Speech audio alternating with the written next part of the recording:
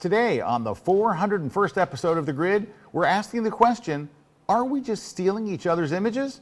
Also, our in-studio guest is Troy Plota. And of course, my co-host, Erik, the Kuna Man, K-Man, Kuna Time is here.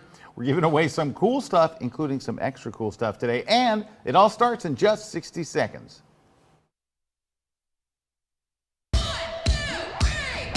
Grid is brought to you by Tamron. Check out their 28 to 75 millimeter f2.8 lens. It's for Sony full frame mirrorless. It's awesome. Go to tamron-usa.com.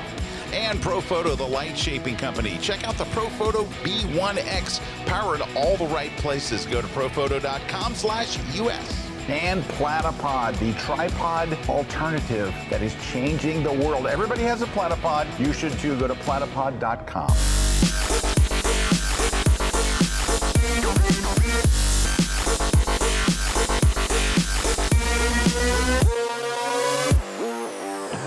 Hey everybody, welcome to another live episode of The Grid. My name is Scott Kelby, and Erik, the Kuna Man is here. And hey guys. We have a very special guest. Troy Plota is here joining us. Hey Troy. Hey, great to be here, guys. Well, great to have you here. Now, if you recognize Troy's name, that name sounds familiar. Or if you're a Kelby One member, you probably caught him on one of our webcasts. So he's the guy behind, I want to make sure I'm saying it now, the current name, Plotaverse? Yes. Yes, the Plotaverse. So that's the thing that Erik uses incessantly to make things move in still pictures. It is an incredible app, and it's also a desktop service, and it's just, you guys have seen it before, it's just crazy, and that's their website. Whoa. See all that moving stuff? Well, picture rockets moving, and that's what I do. Erik makes rockets move. Oh, here we go. Maybe we'll see. Oh, look at, there's a bunch of Milky Way right now. Oh, there's Milky Way. There's been no rockets moving lately. All right. Well, where do we see a moving rocket? There's one. Yeah. Oh, wait. He could have gone to that one. You could have gone to that one on the bottom left. Yeah, there's one. That's actually a rocket leaving our stratosphere. Cool. All right. But that's not actually a video. That's a still picture that he's animated. Yeah, that's a still picture. So that's amazing. Yep. You've got some cool smart software there. Thank you. It's a lot of fun. But we're not here to talk about that today, even though we are going to talk about it a little because we can't help ourselves. There's a morph. Ooh, look at that. That's a morph between all the years that we shot from Launch Complex 39A. Oh, wow. Look at that. I never saw that before. Cool. That's using their software. Wow. Yeah, and then it goes all the way to the recent ones. That's incredible. Yeah. You must have a lot of time on your hands, Erik.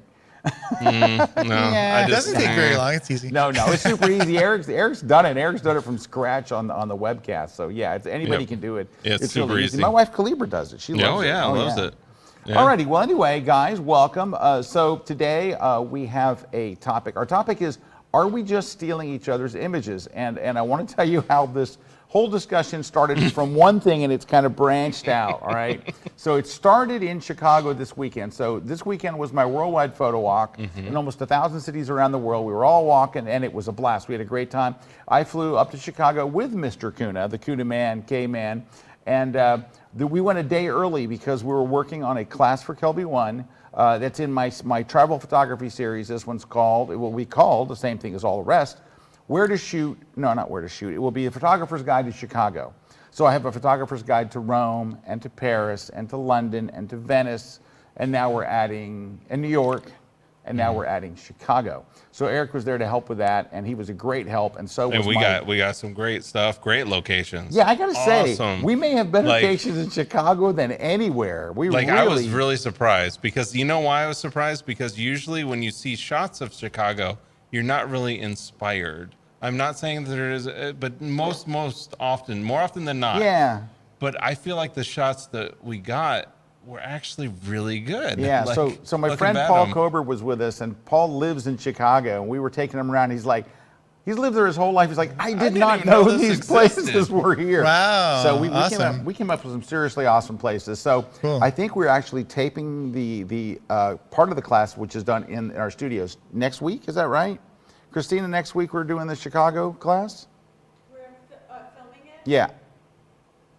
Possibly. She said possibly. So, well, So possibly next week, but it'll be out before long.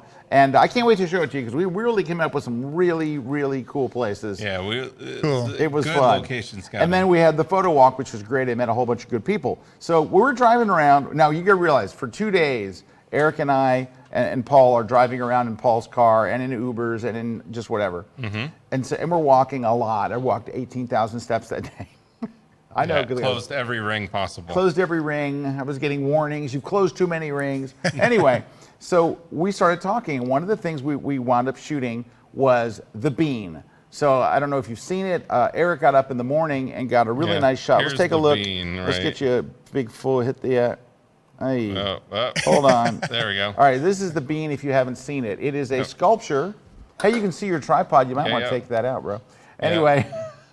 There's Erik. There's me. And so one of the things that we'll talk about in the class is if you get up early, you'll be the only one there. And then when the light just starts to get crappy, all the photographers show up. But if you get up early like Erik did, and you should, because I think there's a misnomer in photography that the good light happens at sunrise. It's the half hour before sunrise where the really great light is. This shot right here, which you can see the difference between that shot and that shot right there is actually right between civil and nautical twilight is when that shot was taken. Nerd alert. Cool. So it's getting deep twilight, starting to get deep twilight. For the rest of us, it's known as just early morning. Anyway, so we started talking about this. And so my friend Paul starts talking about his shots of the bean and stuff. And I said, and I'm like, I'm not crazy about the bean. I like the bean. I love it. Like, I think it's really cool to see. And it is packed full of people. An hour later, there's 500 people there. There's literally people everywhere. And then you have 500 reflections in the bean. It's just kind of a mess. Okay. So we start this conversation. And so Paul's showing me one of his pictures. And I'm like, I'm not really, big about the bean. And they're like, why? And I go, well, we're going to shoot it, but we're not going to shoot a photograph of the bean. And Paul's showing me pictures of the bean, like Erik's. Yeah, like isolated, like that first one. That one. Like that is a shot. Take a look at that. The bean. That is a shot of the bean, right? The bean. Right. And then this next one is starting to move away from a shot of the bean into a shot of Chicago with the bean in it. And I'm like, here's why I don't like to shoot just the bean or just anything. That's somebody else's artwork. So you're just photographing somebody else's art. You're not making art. You're going, look at the cool art this other person made if you just shoot the bean. Now, this is my contention. This is not an official rule or anything, but that's how this conversation got started. It did. So then Paul starts going, well, what about those buildings? That's not art. The buildings have a function. They're there to have offices in it, and they have elevators, and people work in it. That is, it has a function. Now, the designer, the architect made it beautiful, which is nice. And that architect might go, well, hey, this is a very artistic building. True, but the goal of the building was not to create art. It was to create office space. The goal of the bean is art. It's strictly art. Yours is like the goal of it, right? Yeah, mine is what is it? If it's a sculpture, it would be no different if you walked up to the Mona Lisa, framed it up, took a picture of it and go, this is my picture of the Mona Lisa. So no, the Mona Lisa was not designed to be anything else but art. The bean was designed to be art. If it's a sculpture, because that's how it got started. We were talking about going to shoot this thing called the flamingo for the class. And I didn't want to do it because if you shoot the flamingo, the flamingo is just it's a sculpture. And I'm like, I said, now, when we shoot the bean, if the way that I was going to shoot it and the way that Erik did in this last picture is more of, here's downtown Chicago and the bean is an element of it. So it's not a photograph of the bean.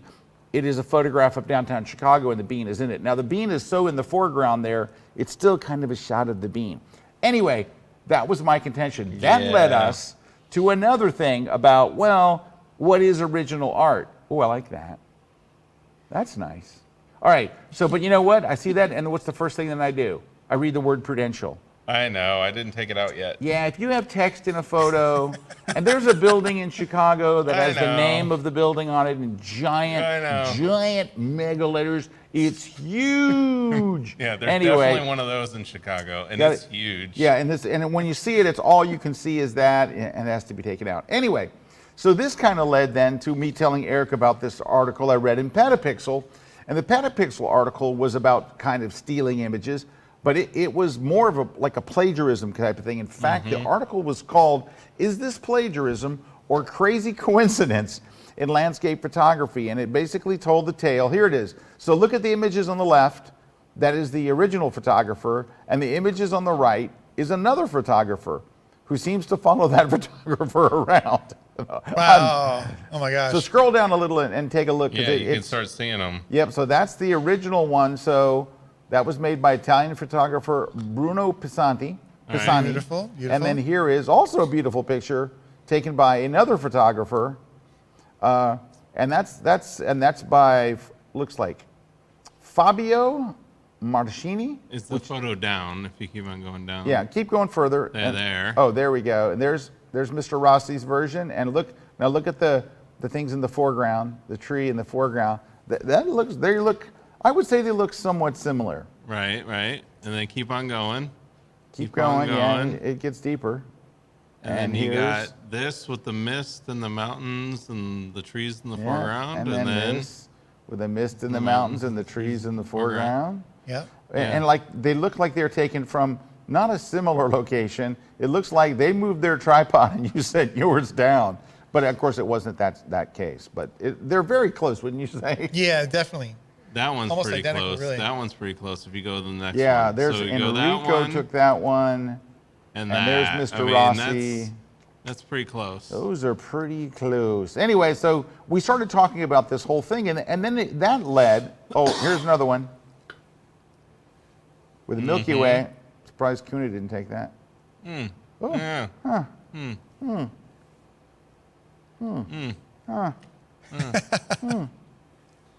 So that's what brought us to this topic. So that what right? brought us to this topic because it's really like, even if you're shooting the bean, it's going to be really hard for you to take a picture of the bean that hasn't already been taken. Though I met a woman on the photo walk who was telling me about a guy that flew a drone over the bean and got a shot straight down into the hole, because there's a hole in the middle of the bean. Oh, okay. And I was like, I got to Google that. I'd like to see that, right? So I don't know how he did that, given the restricted airspace around Chicago. Well, maybe he got permission. Maybe it was because there was I just know that the Midway is close enough to that it'd be yeah, restricted. I'm not even going to open that whole can of worms of whether he had permission. He might have got permission. Who knows? He Yeah, I could have.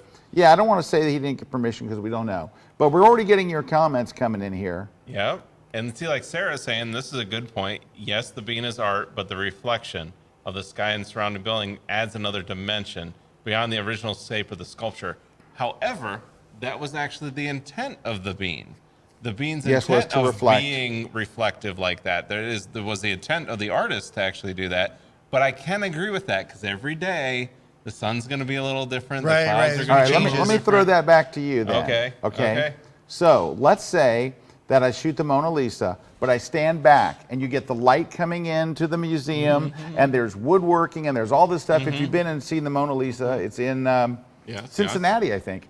Anyway, there's this beautiful light and there's a beautiful museum and you capture the whole thing and the Mona Lisa's in there. Does that get you out of jail because there's some things around the Mona Lisa that are interesting? And there will also be a crowd of people around the Mona Lisa. Yes. And that changes every time. So is it okay now to take, you know what I mean? Well, it's like, I don't know. I guess the thing would be like, then you go to the line of, is it a photo or is it just a photojournalistic snapshot of something that happened, you know? I don't know, but Troy's being really quiet. Well, it depends. Yeah. I want to hear what you have to think about this. Yeah. You guys are deep. First off, like No, we're not usually this deep, by the way. No, Troy, usually let me it's tell not you, this deep. we're This is surface level amazing. guys. We're like pizza and, spaghetti guys. Oh my gosh. Okay, cool. So I can see what you're saying as far as with the bean, though, there's so many reflections and it depends on the lens that you're using, whether it's a wider lens or a longer lens. But once again, it's like, how are you presenting that? Are you presenting that on, hey, I was at the bean and I visited it and it's pretty cool? Or are you presenting it as, hey, I'm going to shoot this as a piece of art and try to sell it, and it's very similar to what somebody else did. So I always think about, for me as a professional photographer, monetizing. That's where, for me, the lines start getting crossed. Like, for example, the Italian photographer who shot that image, and possibly that's part of his repertoire as far as in his portfolio or something that he's selling as a piece of art, and somebody comes in, gets the same spot, shoots the same thing. We were talking about, like, at least you should probably credit that other photographer if he's the first one to kind of like to go to that particular spot, maybe. Yeah, but like once he took that shot, is that shot no longer takeable? Like no. I know, But this opens up a whole But can this is where I'm at with this. Is that if it goes to me with this is very much there's a line, and there's a line where you internally feel like if you feel it's creepy, or you feel like it's kind of pushing a line, it probably is, right? So if you like take an image and you learned it from somebody else, like for example, that photographer in the Dolomites who was shooting the same Dolomites, if he was actually inspired by the other person, studied the other person's photo, studied exactly how the light was falling, studied all that things and knew that, then I would agree with what Troy's saying. At that point, I think you should kind of give a nod to, hey, while I took this photo, I was inspired by this other photo that unless he just happened to show up in the same spot at the same place, set his camera at the same location, and there is possible that statistically he could do that, but probably statistically unlikely. All right, now Cheeky Nando, all the way from beautiful Lisbon, who was leading a photo walk somewhere in Portugal, because I saw his group shot and it was lovely, has a great comment here. Mm-hmm. Cool. Oh, I'll take it. So, Cheeky Nando, I set you up there for a Nando. If you can add to a story with the Mona Lisa or the bean, then it's not just about the artwork, but the story that goes with it. And I can agree with this. I mean, that's a word we were actually talking about this yesterday, and why I was laughing about the Mona Lisa is we actually in the studio with some of the video people, we were debating the Mona Lisa topic intently, like very, very intently. But I think that's where you get down to it with me is that word intention. Like, what was your intention with the photo? Like, for example, if the intention with the Mona Lisa was to capture that environment and tell that story, then I think you are making a photo. Like, you're making an original photo. You have intention to your photo. Versus if you're just like, I saw this and I'm imitating it and I'm just copying something somebody else did.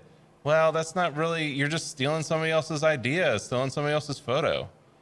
You know? Yeah. Wait, I got to show you something here. I'm gonna have to Okay. log. Boy, this is very important. I'm gonna have to log in for this to the. They're gonna yell at me from the control booth and say, "No, you got to open this and blah blah blah." Hang on, I'm working on it.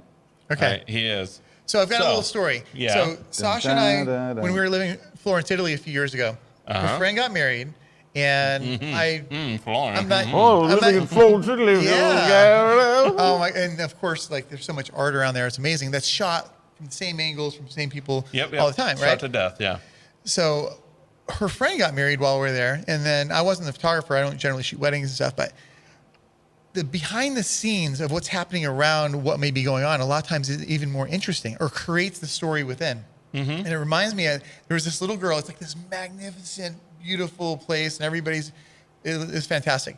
And there's this little girl sitting there in her dress, and she is falling asleep. and at one point before she's falling asleep, she looked very angry.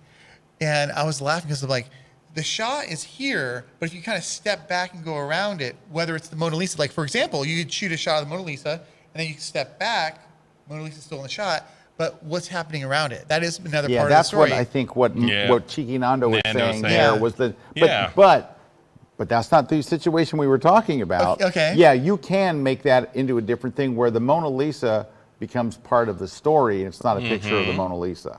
Right. All right, and I have to break away for 1 second. Can we go to my computer? Look, we saw this in Chicago, and we had to stop because this is the thing that Cheeky Nando is named after. It's Nando's, which is a chain from the UK. It's actually Brazilian food, right? Portuguese. Portuguese? Maybe it's Portuguese. I believe. Could be. Or it's some kind of chicken.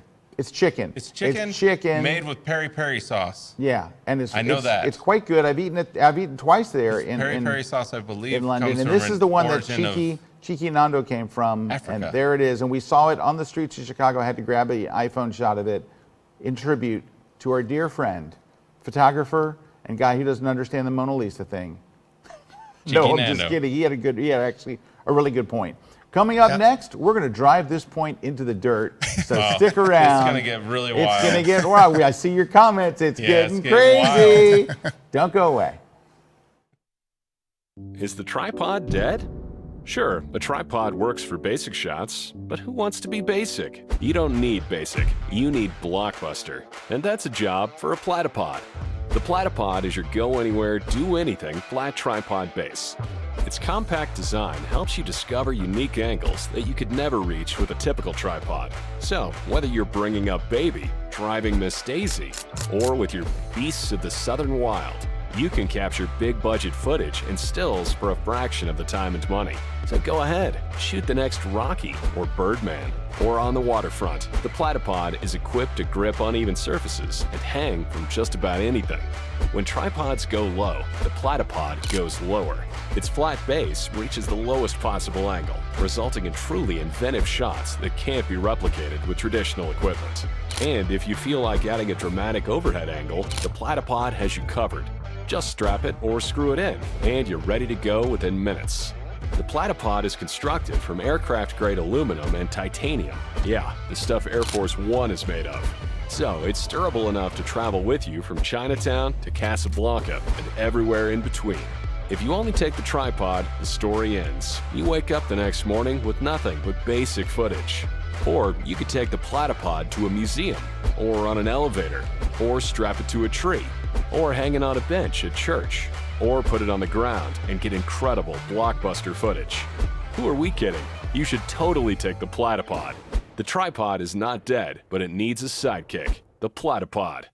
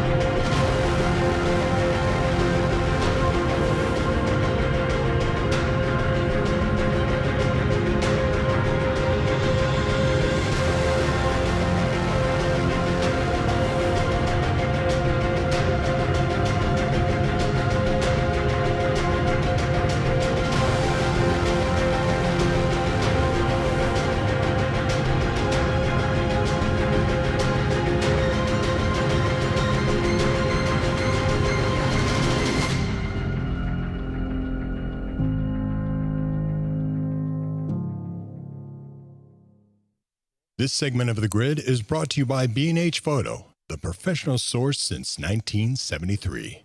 Hey, we're back. Troy and Kuna, we're here talking about stuff that makes people crazy. We're making ourselves crazy on the break talking about the exact same things.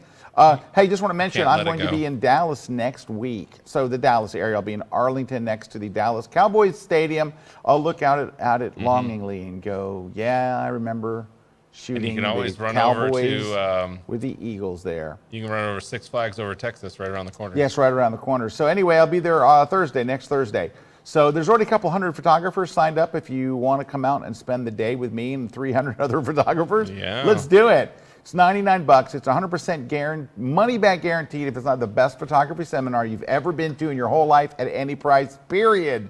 Boom. That's how confident I am. Damn. You're going to love it. I know, but it's great. Yes, get 3 tickets for sure. Yeah, oh, heck, he's get getting 20. Get Yeah, load 20. them all Go in. get 20. Bring That's a it. group all access. I'm telling yes. you now, I love Yes. this when they do that because I'm sure Yes. there's somebody over there going, man, we had somebody loaded in the cart Yes. 30 orders. No, you know who comes? A lot of photo groups come. Like a lot Yep. of local photography groups come, and they'll bring like 16, 18, 20 people. It's awesome. Anyway, I hope you come out. Right after that, I'll be in Richmond, and that looks like it's going to be a big one too. So those are both, I think, next week, like Thursday and Friday or something like that. And next week, come on out. We'll have a great time. I'd love to meet you. It'll be a lot of fun. All right, what else is happening? That was it. We do have some giveaways today. We have very special giveaways. First off, we're going to be giving away one of those old Platypod Ultras. I was rocking that bad boy and all over Platypod Chicago. And I was in Chicago with a it EOS everywhere. R and With an a EOS R and a lens. And I was also showing yesterday on my members only podcast, I was showing how I use it because I had it in China as well. So there's that. Number 2, we're going to give away a book, quite a fabulous book, I might add, the landscape book, landscape photography book written by one of my very favorite authors, and he's a really good guy. I could listen to him all freaking day. In fact, I do. Anyway, it's called the landscape book. Someone's going to win it today on the show, but we also have a special. We are going to give a pro membership to Plotaverse. Is that right? Plotaverse. Plota. I'm saying Plota. Plota. I said plot. It's Plota. I'm so bad at it too. Plota. Is it like Troy? Plota. Yes. Plota. Yeah. Verse. So yes, Anyway. we're giving a pro membership away. Yeah. Yep. And the pro version allows you to do all kinds of stuff that the app won't. The app is really cool, but the pro version takes things to a whole nother level. And Mr. Kuna swears by it. I do. So he does. He's crazy. I got about more it. people. What's funny about it, and we were talking about that, and side note, that I'm actually getting to where when I work with agencies, like, doing the photojournalism more style, that they're actually wanting more of that now. Awesome. Than stills, which is interesting because that kind of blurs the line between photojournalism and photography, because it's almost like I'm actually not being photojournalistic, but yet they want it. Let me ask you a question. Is what you're doing, does it make it look more like it actually looked when you were shooting it? Correct. Well, Yes. that is an important distinction when you get Right. to photojournalism. You can make Interesting. changes that make it look Interesting. more I never like thought about what that. it really I'm going to looked argue like. that point. Yeah, with That could be you a got whole some other purists show. that go, That could be a wait whole- a minute, and it's like, well, actually, no, that smoke was moving like at Mach 2. Yeah, you can change. Right. Change the white balance on a photojournalistic photo if the white balance makes it look like it did to more like it did to your eye. That's the whole Yes. idea behind adjustments to photojournalism, is that it makes it Yes. look more. When you move away from what it looked like when you were standing there, then it gets But crazy. you should never sharpen, right? Don't sharpen, Oh, whatever you please. do. Yes, you can Yes. sharpen your photos too, but anyway, that opens up a can of worms from yesterday's. Yes. Somebody had been webcasts. to a workshop where the workshop instructor, they say the workshop instructor told them that they're not allowed to sharpen their images. Let's just I was be like, quiet for a no. moment while let that No. marinate. No. I'm thinking that they misunderstood the instructor. Yeah, I'm hoping. Yeah, I'm I don't hoping. think that the instructor. Oh, look at I just got a new comment. Oh, you got a new comment. That's good. Digital surgeon. Love this. Boom. Awesome. The digital surgeon. All right. If Thanks- you get loved thanks, by the digital digital surgeon. surgeon. All right, let's get back to our topic. All right. Hey, we have a couple of shout outs to say hi to some people real quick. Yeah, we got Travis from Germany saying hi. We got Susan saying hi. We got Mike from Gainesville, Florida. Go Gators. Yeah, they won this weekend. Pat saying hello. Warren from Spring Hill, California. We Signal got Hill, too. Debbie. Oh, I'm thinking Spring Hill. Yeah, we got Spring Hill down the road Yep, there. yep. Debbie from Indiana saying hi. We got Riverside Ronnie. And then there was Cheeky Nando's in the house. And then John E. from Rochester. Deb from Warm, California. Susie Q. From Virginia. We got Kathy from sunny Colorado. Daryl saying hi from Baltimore. We got Daniel from Switzerland. We got Ben from over there in the UK. Ben and Brigitte. Yep. And we've got From Nottingham. Christian from Nottingham. Gothenburg. Watching the show with the Queen. And we've got her all the way from sunny Brazil. So we're all over the world here. All right, glad What's to up, have Brazil? everybody here. Thank you for watching. All right, so we're going to read some of your comments because it's comment time. I'm going to switch them off here with Kuna so you don't get tired of hearing Yep. just Kuna, because that drives me nuts. I know, me too. All day. I That's all I spent- listen to this No, guy. we had so much fun up in Chicago with our buddy Paul. Oh, so yeah, it was a Paul blast. is a really good photographer and a super fun guy, and the three of us it was like a photography overload. But this topic did become like a Yes, it did. a serious part. Yeah, because Paul kept Definitely. jabbing me with it all day, saying, well, what about this? Well, what about that? And I said, Paul, get out. But it was his car. Lenworth asks, what if I put a model on top of the bean with a long flowing dress blowing in the wind? You'll probably get arrested. You put a model on the bean, Lenworth, you're going straight to jail. Well, that Okay. does bring up an interesting topic, though, about like models versus shooting art, like an art installation or art. Is shooting the same model from somebody else Well, the here's same way? what would be interesting to know. This is interesting. What would the sculptor of the bean say about you doing that? Would he say, no problem, I love what you've done? Or would he say, you're messing with my bean? If you put your thing on top of his sculpture. I think he would love it. What do you think? I would think. He might, but you just don't know. True. Okay, because here's the thing I mentioned to Paul. We're driving around, and we come up, and there was a sculpture from a German sculptor, and it was from like 1903. And it was a very detailed, amazing, regular sculpture. Oh, yes. Now, Right outside there the Elks at any Lodge. time, there's 500 to 1,000 people around the bean, and there is no one, zero, at this incredible sculpture in Chicago. So, number one, it's amazing that the bean has become, it's so clever that it has become an attraction. Like, everyone goes to see the bean, and there's people there all the time, and there's vendors, and it's a whole thing, and it's a sculpture. Here's another sculpture in town, and everyone just drives right by it. It's like, who cares? Nobody cares about that sculpture. That Is it not as aesthetic to shoot? Like, is there something, to do with that? It's Do they, there's Well, a yeah, lot of it's- variables. Well, and that actually does go to a good point of it always goes back to when the subject in the photo is good, that makes a good photo, right? right. But Right. but this is what it was leading Yeah. to. What I was leading to was, how would the sculptor of that thing feel Mm-hmm. if you put a model on top of the horse with the general who was up there, whoever? You'd feel like that was not the intent of my sculptures to have a Right, but Yeah. but we're assuming that the bean sculptor would be fine with you putting a model on top. yes. We're assuming that probably because it's modern, maybe. True. I don't know.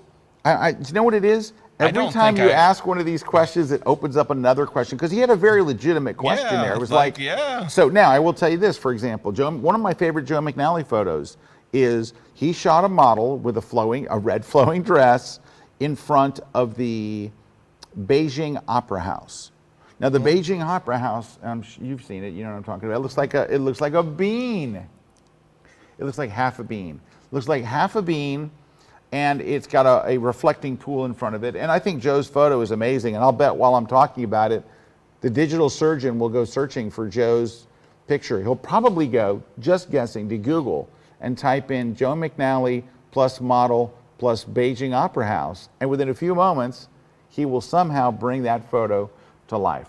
But anyway, how would the architect of the Beijing Opera House, would he go, that's awesome, or get out of the way of my opera house? Well, see, I but don't know. But see, that's where I could go to this whole topic of like at that point, you kind of have to, if you start going down this road, you'd have to knock off a lot of things off the list. I know. Hey, read Cindy's comment. This is really Yeah. good. Cindy So Guerrero Cindy's Garcia. saying, when the art is in a public place, does that invite the public to interact with it?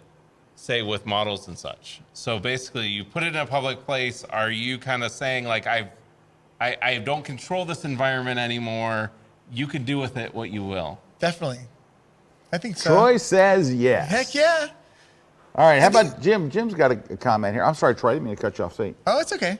I think artists generally love for people. That's the whole idea is to get as much attention on the piece that they've created as possible. So Right. if somebody wants to come in and they're not modifying their piece, right? They're not modifying it. They're adding to it and with their own interpretation. If they climb on top of the beam, are they modifying it? Now, No. standing in front of the beam is one thing. What if they climb on it? That's cool. I don't know. As long as they don't like wreck it. I mean, Right, you know, exactly. As long, if it doesn't affect Yeah. it. How You know, sturdy they have is to the take bean? every day a team to the bean and polish it. So they have to actually polish it. they really? Twice a day they polish it. They lot of polish Windex. the beam? Yeah. They actually only go up about 8 feet twice a day, but then Well, a you have to million polish people it. have to put their hands on that that's thing. why Yeah, they do, but that's yeah. twice a day. And that's why you go early in the morning, because they polish it early in the morning. Ooh, it's a clean Little bean. tip, See? in case you're All going to right, shoot other let's see what people's Jim. art. Let's see what Jim says. Jim Kearns has got a comment here. All right, you going to take this one? No, I did the last one. You did? I don't know. Okay. So, Jim, it's kind of like in music, which each new song, the chance to have similar chords, notes, etc., are going to be as similar. Which this is interesting because we were talking about this yesterday with remixing, right? Are going to be similar to what someone else has done, and you've been inspired. You are inspired by musicians who came before you as part of their music, in some sense of making an influence on you. The same applies to a degree with photography. Sometimes you get something really unique, but 90% is not. Okay, maybe 86. So he's basically saying like, I like Jim's comment because I want to follow Yep. up for Jim. Hear me. These are my words. What about this? If you take a part of a song and you sample it, and you put your own drum track to it, and you write your own words and the whole 9 yards, you still owe that original artist from where you took that little tiny, I don't care if it's 5 that's what seconds, I was talking about. 3 Just seconds. give the nod. Just give 3 the seconds. nod. This isn't a nod. You're sharing royalties. This is not a nod. If you take a sample, you're going to give money. And this, they've recently had a couple of big lawsuits where there was a sample taken or a riff taken or something from a suit, and they had to add the person's name onto the songwriting credits. They had to spend millions of dollars because even that little tiny part, it's not just crediting it, you're going to share. So, Troy, let me ask you this, putting Troy in the hot seat, go one up on Troy. Okay, see the red light? If that comes on, it's one up on you. Okay. All right. All right, cool. We're putting Troy in the hot seat. All right, let's do it. So, Troy, I Yes. completely forgot what I was going to say. No. So, Troy, Boom. One up. the photographer we just looked at on Petapixel, Yeah? he says, I was inspired by the guy who took the original shot, Okay. and he sells the print. Is he going to give a cut to the first guy that he's inspired by? Probably not. Photography is in a different realm of music. And I think, personally, I think photography, yes, because we haven't been as good to hold that line as music. I don't think personally, especially on the professional photography side. Okay? No, he's right. He is right. The music industry, He's totally right. they have the establishment controlling that. The And man. protecting Just say that. the man. The man. They have the man, right? Right? And once you have the man, We Once you don't have a man. We don't have a man. You We're know missing why? a man. Well, a lot of We're a photography, man down. photography, a lot of times, and we were talking about this earlier, we're kind of lone wolves a lot of times, right? You guys are really good about bringing people together, which is really fantastic. That's what, I mean, you guys do so many great things here. Eric's the man. You guys are both the man, for sure. But so I wish that photography was better at doing that, is holding that line to say, hey, listen, I copyrighted this image. But the music industry's been much better at that. So that's why I think it's a good thing for photographers to stick together and help each other out, especially now with what's going on with Instagram and social media. And it's like the Wild West, basically. So many things are being shared, you almost can't control it anymore. Exactly, and it's almost that's what things are being stolen. Right. But we don't look at it as stealing either, as a society. Maybe photographers might, but as a society, we don't really look at it as stealing. Like if somebody goes to download your image and then like post it on their social media, they don't feel like that's stealing, but technically it is. You took it off of a server. That's because you hit one button and say share, It's so and that's easy. okay. But that's okay if you hit share and I share. So let's say that you Share's share. okay, yeah. I know. But download is stealing. I know, but you got to realize, and I'm not condoning this, by the way, but I'm going to say, since we're doing this, Since we're going there. if I hit a button and say share, and it goes on my feed and says, look at Eric's shot, or if I go and download Eric's thing and I re-upload it and say, look at Eric's shot, the effect is very much the same. I would prefer it that you hit share so it has a link back to my site and all. But even Yeah. if, but I would even prefer it if you're like, I see it more done where they don't say, here's Eric's shot. They say, here's a cool shot. oh, that's bad. That's what That's bad. But that's what I see way more of than here's Right, Eric's that's shot. true. Yeah, that's that so happens true. to me all the time. Right. It happens. I see your images floating around places. I see other people's images floating around places. Look at this. You Look know? at this shot from John Rochester. This is really good. All right. So he says, we have a place in Rochester where there is a lot of graffiti from one fantastic artist. I took long shots and some close shots of the graffiti. I posted on Instagram, and I was nicely asked to remove them by the artist, even though it was a public place. Wow. Now, it sounds like John removed them, which hats off to you, John, because Yeah. that's the right thing to do. But you, at the same time, you could have put up the argument, whether you're right or wrong is but you could have put up the argument that says, I shot it in a public place. You created the art for people to enjoy. I'm getting you more viewers. I'm whatever. I'm not saying that's right, and I applaud John for what he did, but it opens up another Pandora's box of, once that genie's out of the bottle. So I do think it was nice but okay, now, Troy. Yes. One up on Troy. So you like the way I keep putting you on the hot seat? I like it. It's because your answers are so good. So I don't mind it. There's Troy. You look good in this light. All right, so someone takes a picture of a model in front of the bean, not on the bean, in front of the bean. Yeah. And you post it on Instagram. So we're saying that you did it. Okay. You took the picture, you have the model, you took the whole thing, and you get a request from the sculptor of the bean that says, hey, I'm the sculptor of the bean, and that's my original art you're posed in front of. Would you please remove it from your Instagram account? What would you do, Troy? Gosh, I wouldn't be very happy about it because it is in a public place, right? Yes. And that is part of the shot. My first thought is how can I modify that bean to a certain percentage that it no longer is the exact replica of the bean? So you're taking the remix angle that I need to remix it. But copyright law doesn't include remixing, right? Copyright is that you use any bit of this, because I remember Troy meeting with one of our graphic designers. This is years ago, so I'm going to say it was 10 to 15 years ago, and this designer was under some idea that if I change this a certain percentage, at some point it becomes my art.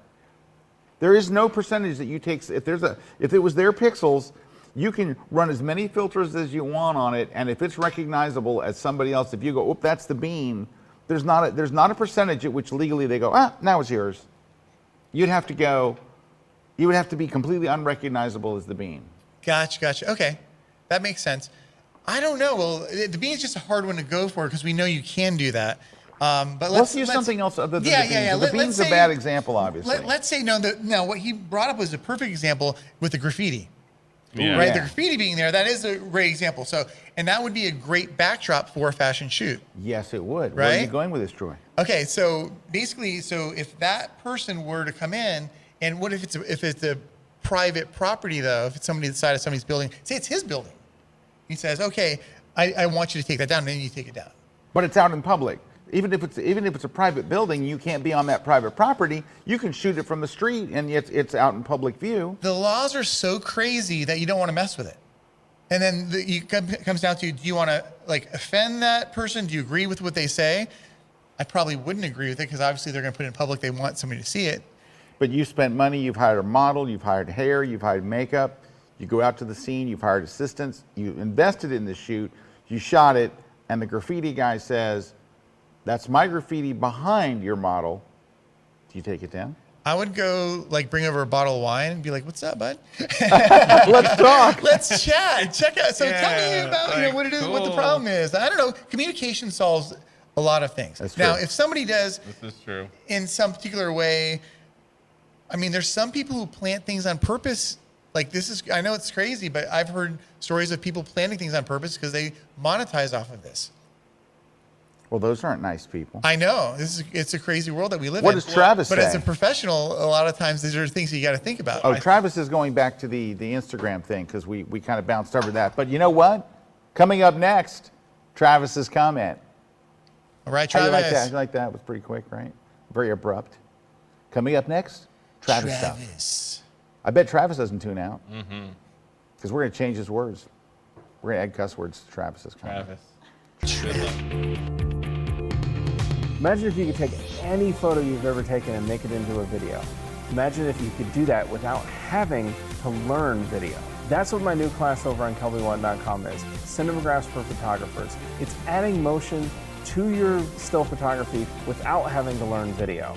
And this is great because as photographers, a lot of times we have this library of images, these awesome clouds, the water, the silky smooth water, flowing hair, dresses. These are all things that we can animate and make that photo come alive by blurring those lines between photography and video with Cinemagraphs. And it also gives them that arresting power, where you notice something is moving, but something isn't moving. If you want to make your photos come alive, join me for my new class, Cinemagraphs for Photographers, over on kelby1.com.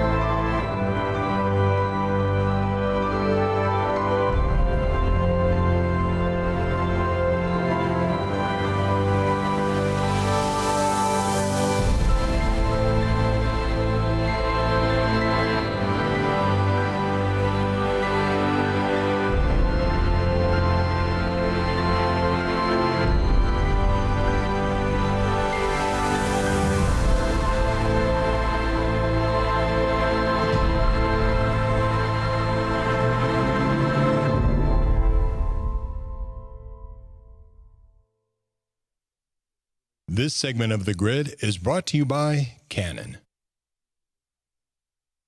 Make sure you don't miss any episodes of The Grid by subscribing to Apple's podcast app or iTunes. It's free, and we even have a special audio-only version too. So sign up today.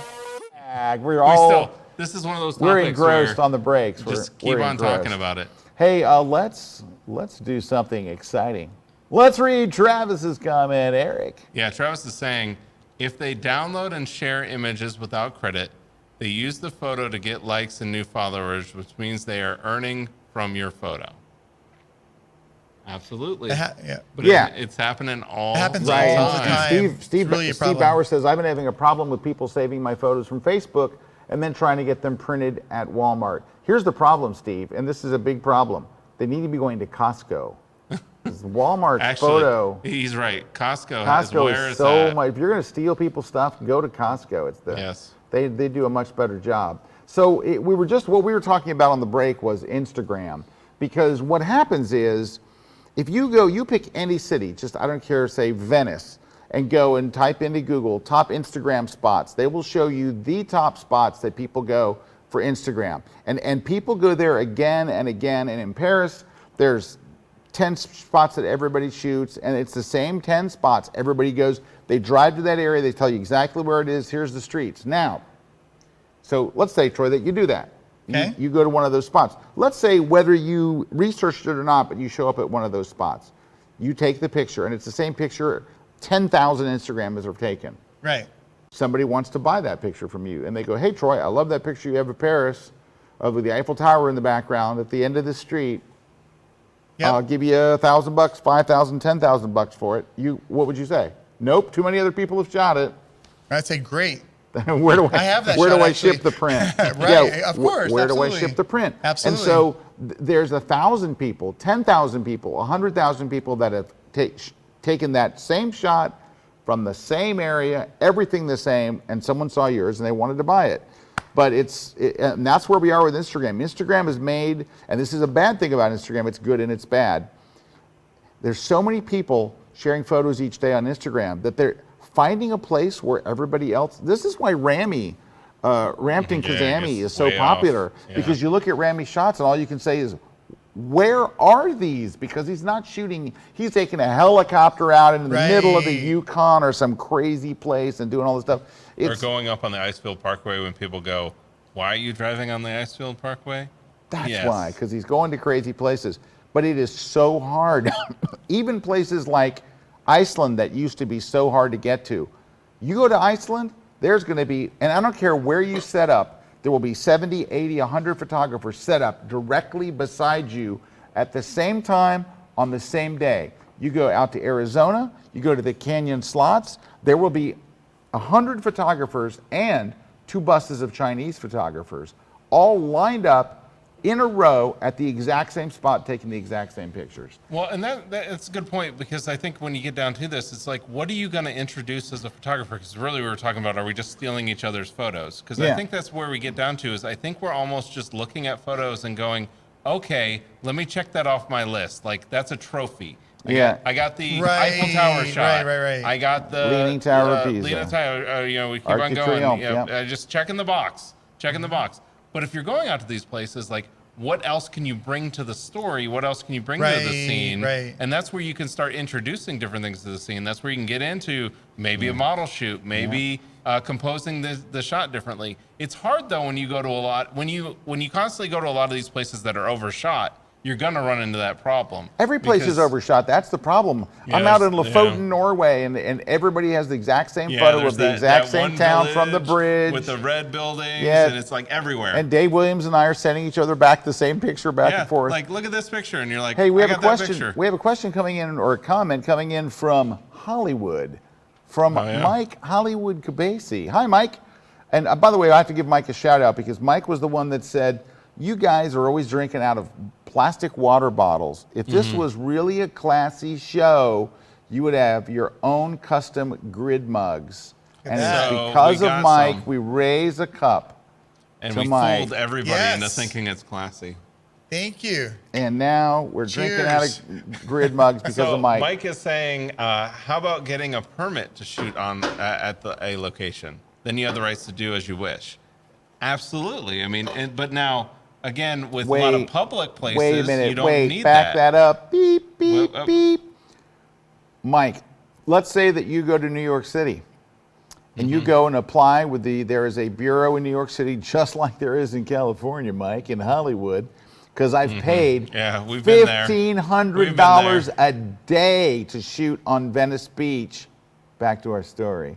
We've been there. In New York City, you can apply for a permit to shoot in the streets of New York. All right? So I shoot the Flatiron Building. Ain't gonna work. Or I shoot the Guggenheim Museum. I shoot the outside of the Guggenheim. Can I do that? Ain't gonna work. Nope. There are all kinds of buildings that have separate copyright. And the fact that I have a license to shoot in New York City on the streets does not give me a license to shoot those buildings like the Hollywood sign. Mike, is it protected? Troy, what do you think? I have no idea about the Hollywood sign. It is absolutely protected. The Hollywood sign is a licensed thing, so you can't take a shot of the Hollywood Hills and sell it because the lawyers to protect that is a protected thing. Okay. Like the Flatiron Building is protected. The Eiffel Tower at night. So when the Eiffel Tower is lit and at the top of the hour it does a light show. If you shoot during the flashing lights, which seem to be random strobe lights to me, but I'm not the artist. If you shoot during that, it's protected and they'll come after you. It's crazy. Wow. I know. Yeah, and the artist has the copyright. Like the artist who designed the light show. Okay. Wow. Even though his light show is attached to the Eiffel Tower, which is it's out in public. Right. If you shoot it while his light show is running, which is at the top of every hour at night, they will come after you like you can't. But However, they patrol it like Disney does. Can I flip it on the other side of? Flip it, Eric. There can also be times in our life when it doesn't make sense that you can do these things. Because like this is an example from years ago. Oh, he's got a great example. You remember years ago there was I do. Richard Prince was taking screenshots of people's Instagrams and selling them as prints. So that's somebody else's image. And this is in a gallery. Profile with somebody else's comments, somebody else's likes, and he sold one of these prints for $100,000. $100,000, and it was Troy who bought it. Yep. No way. Okay, it wasn't. So, but this goes into the tech world here because there's so many things that happen. Like, this is two different things, right? You're going into landscape photography or the Hollywood sign, whatever it might be in public domains. But now you're going into tech. You're going into, like, when you sign up for different apps or whatever it might be, you're agreeing to certain things, right? So then it's just so many things are happening right now. And it's happening so quickly that I don't think anybody really knows what to do with that. I don't even know what to do with it, for God's sake. I've had a tech company and I'm a photographer for 30 years, and a lot of these things, like, I really couldn't tell you. You'd have to be a lawyer to know. But the thing is, for me, thinking about people coming in and shooting, I want to see photographers shoot as much as possible. And you hate to have these things for them to think about, like, wow, maybe I shouldn't do this shot because it would be something I couldn't use legally or whatever it might be. So that gets a little bit suppressive in thinking about that. And then, now, a lot of times, if you're going to certain areas, like whether it's in Montana or certain places that you guys are talking about, a lot of photographers who start off, they want that trophy, like you said. Yep. But as they keep going through the years and making their photography, they're going to expand that. And they're going to expand to something, they got inspired by shooting that. They got inspired by other photographers that they were looking after, and aspirational things. I mean, all of a sudden they say, hey, I'm going to put a model in front of that. Or I'm going to shoot over here. And that's when they start getting the idea. Now that they're becoming a professional and they want to start monetizing, I want to find that spot that's different. More. Yeah. So I think whatever it takes to get people to press that button on their phone or their camera, and now that we've got this, but Troy, this goes back to our problem that the music industry has protections for its artists, and the photography business really doesn't. I mean, you're really so true. Yeah, so it's weird. Hey, when we come back, we've got a bunch of comments. We're going to rip through them because we're almost out of time. We only have 4 minutes left. There's so much more to argue about. Oh boy, it could go deep. It could go deep. It's like this thing right here. Oh, wait, let's just stop everything. Let's go to Juan's Instagram page. Yep. Whatever you're doing, wherever you are, stop and follow Juan. _ Juan Alfonso. And there's photos from behind the scenes. Little Milky Way, a little out west. Yeah, all little, that I good see stuff. a platypod. All good stuff. So really, for the rest of the show, it doesn't matter. The most important thing you'll do today is to follow Juan. And that's his jib work you're experiencing right now. He should put shots of the jib. Like, he should just put little jib shots from different angles and stuff. It'd be good. I'd watch it. We got Pedro and Richard over Earthquake. here too. This is called. This is his thing called Earthquake. Earthquake what jib. What it is he's supposed to cut by I am now. so excited about my new class. It's on black and white, fine art, architectural photography. And why I'm excited about it is we're going to go through the shooting. It's easy. We're going to go through the settings. It's super easy. It's the post-processing.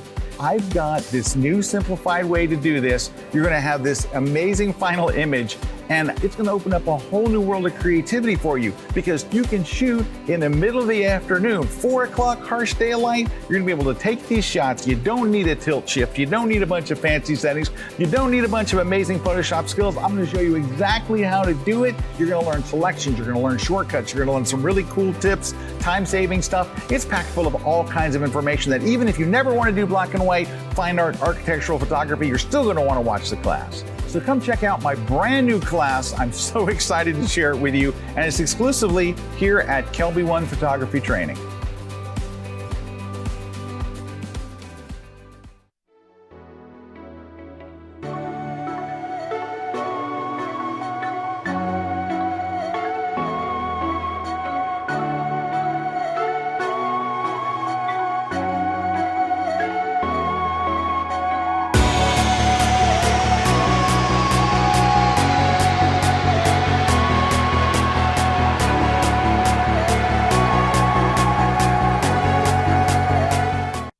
This segment of The Grid is brought to you by Platypod, the world's most compact tripod base. Hey, we're back. Scott here with Mr. Kuna, and Troy is our guest in the studio, and we have a wild topic today. I just want to mention before we go into it, we only have time to read comments and answer back as briefly as we can, but I just want to mention something I had here. Oh, yes. On Monday of this week, I did a post called 3 Reasons Why I Don't Organize by Date in Lightroom. It has created the same level angst that this show has. Yeah. So if you want to go get in there, I do explain 3 reasons why. And you know, it was nice. Tom Hogarty from Adobe, who's kind of the big chief daddy of Lightroom, actually popped in and agreed with some of the points there. So thank you, Tom. But anyway, go check it out on Monday. And it was, so just a couple of days ago, it would be September, what was that? 8th, I believe, right? No, Yeah. 7th? 7th. September 7th, 2019, just in case you're watching this later. Go back and check it out. That's over at lightroomkillertips.com. By the way, I post all the time. I started a new series there. Started a new series called Lightroom in 60 Seconds. There it is right there. Lightroom in 60 seconds. And look at right up at the top of the page, you can get the ProPhoto C1 or C1 Plus, which is the new ProPhoto Lite for your smartphone. Yeah, that's cool, right? That is so cool. That is super cool. A light, Right? Because yeah. the cameras are everywhere now. Yeah, It doesn't matter. And the cameras in the iPhone just Phones got better. are better Hey, and better great article every today year. on lightroomkillertips.com from Rob Sylvan. It's a 2-parter on printing, so yay. And there's my new series right there on Lightroom in 60 seconds. Hey, click on it, will you? And then click the video. You won't be able to hear the audio, but I can tell you what I said. See, look there, I got a cool logo too. Stop on the logo. There it is. All right, so it's every Tuesday. And so hit the button and I'll tell you what's going on. Hi everybody, I'm Scott Kelby. Hey, have you ever had one of these situations where you're in the adjustment panel and look, all your sliders are all over the place. They're Man, crazy, you right? adjusted every one. Thank you, I almost did. Want to reset them really quick, like super quick? Here's all you have to do. Go up to this word called effects, double click and watch. Boom. Bam. Boom. They all go back to Boom zero. goes And I'm the going to give you dynamite. a little bonus tip. If you're working in a particular slider, to reset it, you can either double click right on the nub or go over to the name. If you want a bigger target, double click and it resets that slider. Boom. Come back every Tuesday for another tip like this at lightroomkillertips.com. How to do? Come on. Yeah. Live. Pretty awesome. Pretty All right. awesome. Thank you. Thank you. Thanks. Good job. All right. Speaking of live, we got a bunch of comments coming in. We got Pedro saying social media grows by stealing or using photos from others. Right. So that's a big problem on social. Yeah, it really is. Pedro's right. Yeah, it happens to all the time. Like we'll have, I know you have it with a lot of your photographers you work with on Plotaverse. Yep. You've had it happen a few times where people like literally will copy your account, take your headshot, take your pictures, and it'll just lag like a day behind. I've had it worse than that. Yeah. I had someone that took one of my books, it was in China, took my book. Like that's your other account. They on Instagram. republished my book with their name as author. Wow. It's all of my words, all of my images, and in the bio, it's a female author and her bio and her name on the It's spine. okay. Wow. It's My all- name is it nowhere was in the public. book. It was a public place, so you can do that. There's apps Yeah, that do that too. Chinese There's so many public. copycat apps out there also. Yeah. All right. Yeah. Happens there's- all over the place. So it's like, There's apps that just steal your code and just use their So code. Carla on their says app. there is so much more to a photograph than just the location, settings, light, and the way it's presented. So it's not someone else's art. Okay, so I want to ask. Yeah. I would have to ask you this question. What's her name? Carla. Yeah, Carla. All right, so Carla, I'm going to ask you this question: if you did a shoot with lighting and photograph and the whole 9 yards in front of that graffiti wall, and the gentleman that did the graffiti art sent you a note and asked you, hey, that's my art that you're posing in front of, would you mind taking it down? I would love to know how you would respond to that. Setting it up as you did, that it was your model, your lighting, your art, your camera, your composition, your everything, but in the background of your shot is his graffiti. Just let us know, Carla, in the comments. We're not going to give you any heat. I just want to hear. And well, Jock's Photo had just a comment about that China. It said China is notorious for stealing intellectual property. That's his statement. And that's being very... However, I think I would agree with such. Richard says, Instagram has bastardized professional photography. Yep. But you know what? Instagram is also, yes, they've done some bad things, but they've also done some good things. Have? Yeah, here they have. okay. Because it has allowed so many photographers whose work would never be seen to be discovered. Every morning around the world, art directors, advertising agencies, editors of magazines and all, they open up and the first thing they do is look at Instagram. And I was putting my latest tour together, and I go to, and I get a thing, time to check in for your flight. I go to Delta, and the image on Delta's homepage is not only licensed from a photographer on Instagram, they put her name and Instagram right on the picture. 2 weeks later, I'm on Delta, and I took a picture of this, and I share this at my seminar. In the seat back, another Instagrammer. These people would have never gotten that work. You're having artists that are now getting their work discovered. They're getting commercial work. They're selling prints. They're doing all these things that would have been out of the question. There's no way that these art directors and advertising agency people would have found their website just by luck. Just like, oh, I stumbled upon your website, Erik. However, I would venture to say that Delta paid not a cent for it. I'm going to say that they did. Most of these bigger companies are going on Unsplash now and licensing stuff off of there. I don't know that. I don't know, but I'm telling you, majority of them don't. I'm going to say that she got at the very least a Delta gift card. Maybe a Delta's gift card. But she might have also got, you don't know. I don't know. You're just guessing. I'm just guessing. Hey, you know what? People, and you know what? Contest they ran. Hey, Erik, people go online and say every day, sure, Scott got a brand new EOS R because Canon sent him one. Canon didn't send. They did not. I can show you the B&H receipt. But people do what you just did and just go make a big sweeping comment. I don't know. You don't know. But I would venture to believe it. Erik, don't. Unsplash. I'm just telling. Check it out. They're taking everybody's photos all over the place and putting it on websites. Tom. Yeah. Tom's got a comment and says, "This is an interesting thought. Was the graffiti? This is the graffiti artist we're talking about." Was the graffiti a crime? Or was the artist paid to paint the wall? Wow. That's interesting. Wow. Well, let's say he was paid to paint the wall. That doesn't change it. But if it was a crime, then it's okay to shoot it? Yeah, it's so much legal stuff. Oh my gosh. Todd Reimer. Todd says, European copyright law states that an artistic work could be a photo, video, song, or a building is protected during the lifetime of its creator plus another 70 years. Sandy. And that's why you don't go to Europe. Sandy says social media is only good for watching and listening to the grid. Sandy, you're my hero. Right, Sandy. All right. John's asking,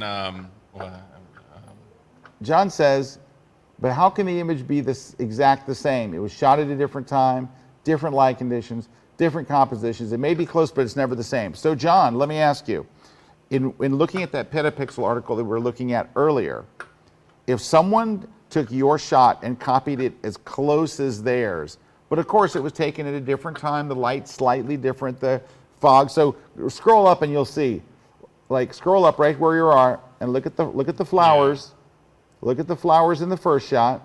Scroll down, down. All right, look at the flowers there. And now look at the flowers in the next shot. They're slightly different. They're not the same. I guess you could say, okay, yeah, it's different. So is it different or is it plagiarism? It is different. I don't know. But again, when you get down to it, I think my line is, does it, and then maybe this is just where we're blurring the lines. Like, so look at the mountain here. Look at the mountain up top, a different light. It just feels creepy. It feels like you're just copying. I have a very similar shot that I shot in Banff. Very similar to that. Where does it say where that shot is? Well, I got to imagine it's in Italy. That looks like the Dolomites. Oh, okay, gotcha. Looks like it. Wait, it says, I don't know. Oh, we'll find it on Google and just go out there. Hey, how come Jason never looked up that shot by Joe McNally? I don't know. It wasn't a good time for him. There it is. Oh, no, that's the Temple of Heaven. Still a great shot. So that's the Temple of Heaven, which I believe is in Cleveland. Wow. No, it's in Beijing. So, but that's one of them. And that's not the one I was talking about, but that's because the Beijing Opera House is a brand new creation. Temple of Heaven's been there for 35 years. How do you know this stuff? I'm just kidding. I have no idea how long the Temple of Heaven's been there a couple of years. There's no copyright over there. So, true. There you go. Okay, look at that amazing shot Again, this is in front of the Temple of Heaven. I love that shot, though. Beautiful. Really, really pretty. Let's see if we can see that one where he's in front of the...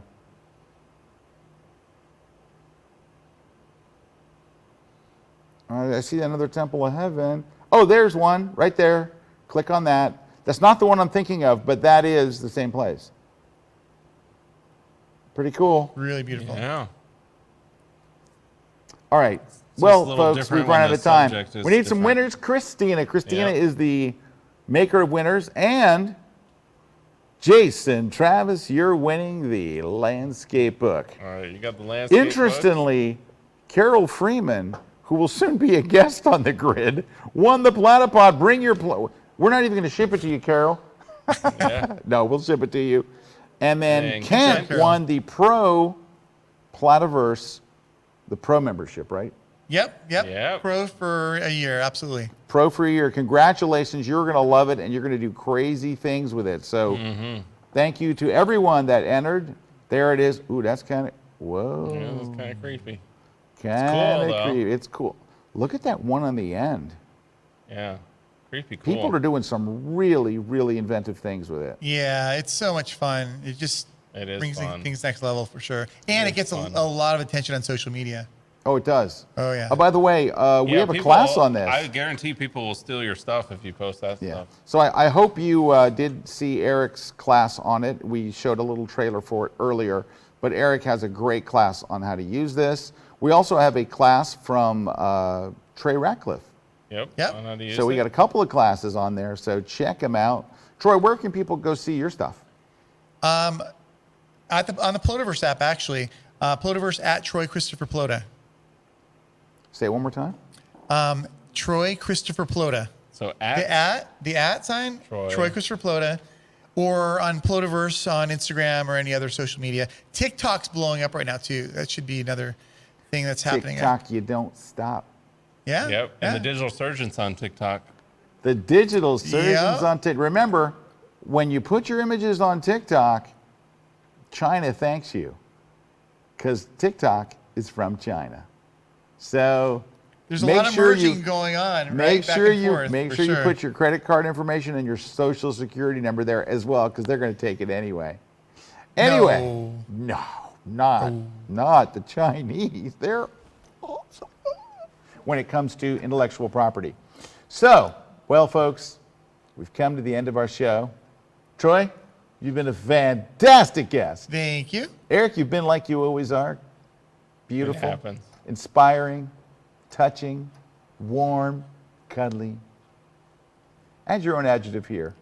Want to thank my crew, thank all of our sponsors. Want to thank Juan for moving that jib so There it goes. sweet. Amazing crew, by the way. Really great crew. We do have a great crew. We do. The rest of us are crap, but our crew, freaking You guys are awesome. amazing. No, we're not. We suck.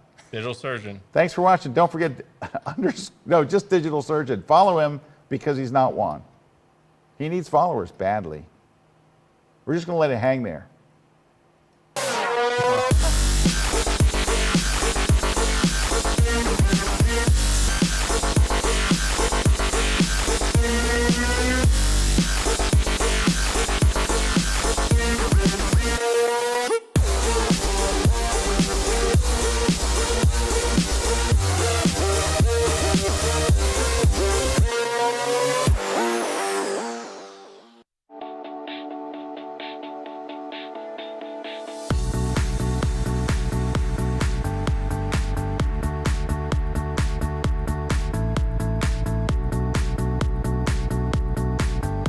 When you need a tripod that is compact, that is portable enough to take with you anywhere, one that is adaptable to any situation, that will prove versatile enough for any shoot, and is compatible with your other gear, giving you freedom to create your own perspective. Look no further. Platypod Ultra does it all. Visit platypod.com for more info.